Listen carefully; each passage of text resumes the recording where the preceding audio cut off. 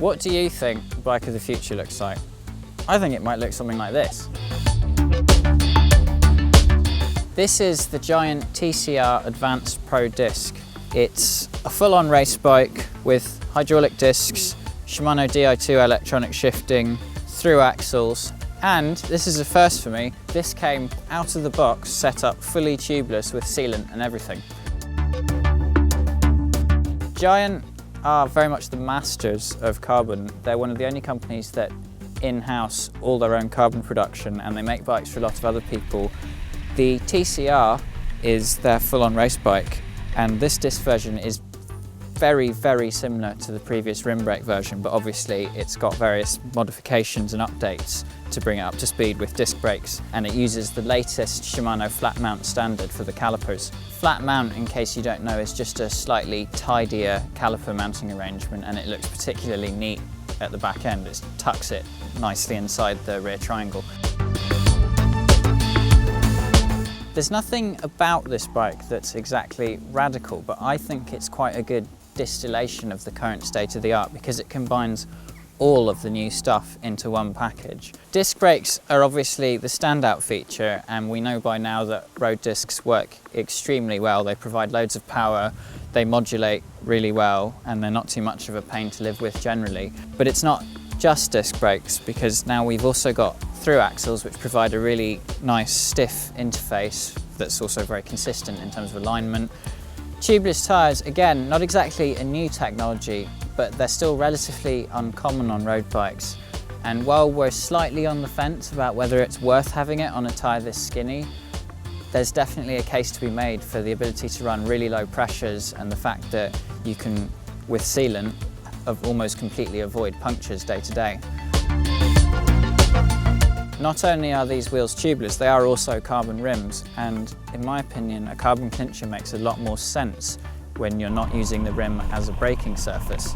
That means that you're not having to worry about overheating your rims, blowing your tyres off, or anything like that, because all the braking is taken care of at the rotor. In fact, when I reviewed last year's rim brake version of this bike, the one thing that I did criticise was the braking on Giant's own carbon rims. But of course, with disc brakes, you don't have to worry about that at all.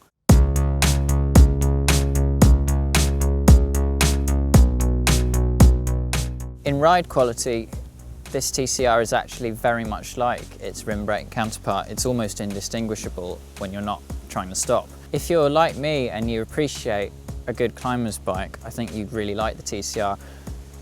I enjoy the fact that this very graceful, dainty, smooth-lined frame feels so kind of aggressive and like it wants to be ridden really hard when you actually go for it.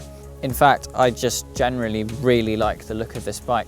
I have actually ranted recently on BikeRadar about how there are way too many black bikes in the world, but I will give Giant a pass on this one because I think with the fluoro highlights, it actually looks really cool. Kit-wise, there's really nothing to fault about this bike. Di2 has been with us for ages, it's proven tech. Buttons are still too small, I mention that every time because they never get any bigger. These particular levers, the hydraulic Di2 ones, are getting slightly long in the tooth because they're actually, I think, the first hydraulic lever that Shimano came out with, and they may be replaced soon. But I really like how they feel in the hand, so I don't really have any complaints about that.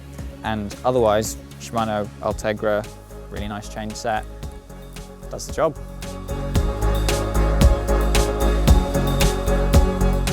I am not going to rehash the whole disc brake versus rim brake thing because it's getting tedious at this point, but there is one thing that you do get as a real benefit by going to the disc version of this bike, and that is that there's fairly good tyre clearances. I'm not sure what the official figure is, but I'm pretty sure that you could get a 30mm tyre in both ends, which is quite good going for a race bike, really.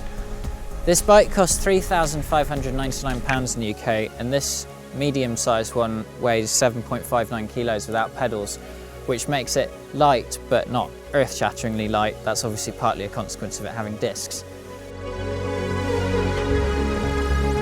Up until a year or two ago, an awful lot of the road bikes that were coming out with discs on them were endurance machines, sort of tall head tube, not too aggressive. But now you can get proper race bikes that have the benefits of disc braking. This TCR is an aggressive, good-looking, really well-spec'd bike. So if you are in the market for a race bike with discs, I think you should probably give this one a look.